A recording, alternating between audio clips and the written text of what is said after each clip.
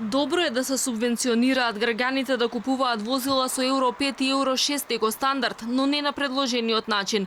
Од Сојузот на стопански комори инсистираат старите коли да мора да се уништат за да се купат понови. Сметаат дека субвенциите до 3000 евра нема да имаат поголем ефект, ако банките не им овозможат на граѓаните безкаматни кредити за да го обезбедат остатокот од парите потребни за купување на возило до 12.000 евра.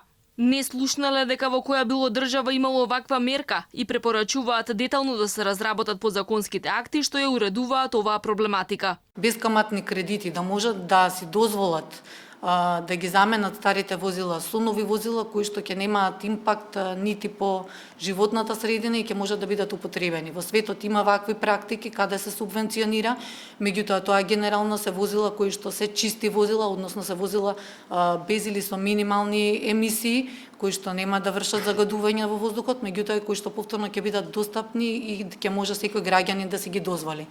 Не само собствениците на автосалони, туку и од автоплацевите побараат да се разработат условите за аплицирање за мерката да не остане само на хартија. Тие се надеваат дека ако оваа мерка профункционира, ќе почнат да увезуваат понови коли и ќе имаат поголема продажба. Половните автомобили со Евро 5 и Евро 6 стандард ги продаваат од 5000 евра па нагоре. За да се добие државна субвенција од 20 до 30% од вредноста на возилото што ќе се купи, старата кола ќе мора да се однесе на отпад и да се одјави во МВР. До година ќе се потрошат 2.200.000 евра, односно пари за субвенции ќе има за помалку од 1000 возила. Тоа е премалку ако се знае дека до 2017-та во земјава имало 169.000 коли произведени пред 2002 година. Само за 6 месеци годинава увезени се половни 16.205 возила, а нови само 3.091 возила.